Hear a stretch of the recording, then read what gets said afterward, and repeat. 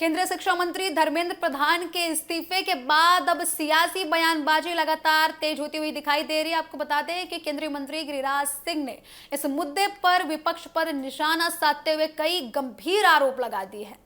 पटना में मीडिया से बातचीत के दौरान गिरिराज सिंह ने कहा कि कुछ लोगों की राजनीति केवल जीत और हार तक सीमित रह गई है, जबकि सरकार की प्राथमिकता देश और युवाओं के भविष्य को लेकर है।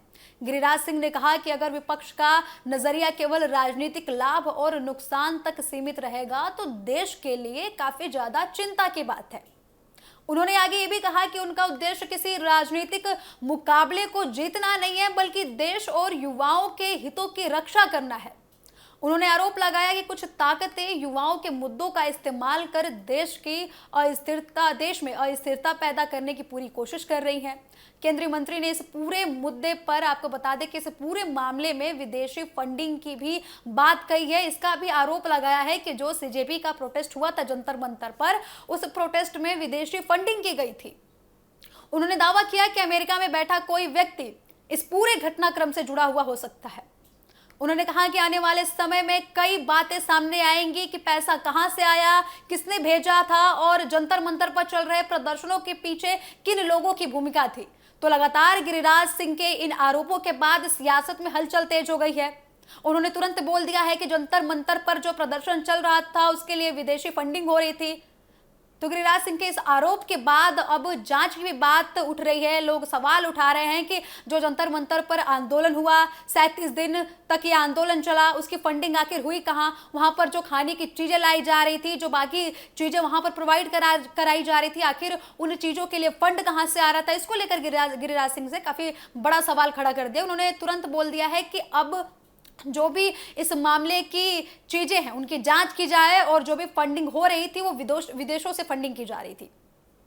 गिरिराज सिंह ने यह भी आरोप लगाया कि कुछ लोग पैसे की ताकत के जरिए देश में भ्रम फैलाने और अशांति फैलाना चाहते हैं।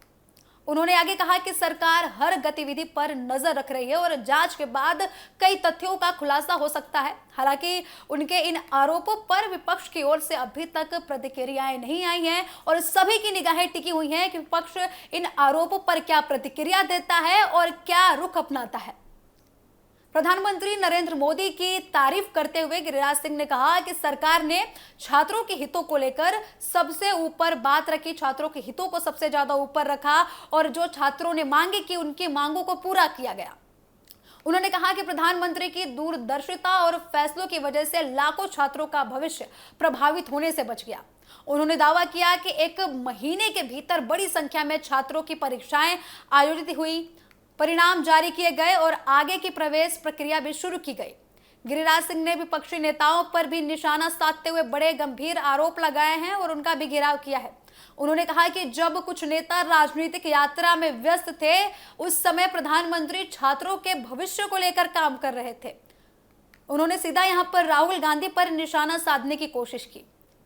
उन्होंने कहा कि सरकार ने यह सुनिश्चित किया है कि परीक्षा प्रक्रिया में देरी ना हो और छात्रों का समय बर्बाद ना हो। आपको बता दें कि नीट और अन्य प्रतियोगी परीक्षाओं से जुड़े विवादों के बाद देश भर में छात्रों ने विरोध प्रदर्शन किया था। लगातार जंतर मंतर पर भी प्रदर्शन दर्ज किया गया और फिर उसके बाद महाराष्ट्र से, बिहार से, कई राज्यों से ऐसी तस्वीरें निकलकर सामने आई जहां छात्रों ने भारी मात्रा में इकट्ठा होकर विरोध प्रदर्शन किया। परीक्षा में कथित गड़बड़ी और पेपर लीक के आरोपों को लेकर छात्र संगठनों ने कई जगहों पर आंदोलन किया।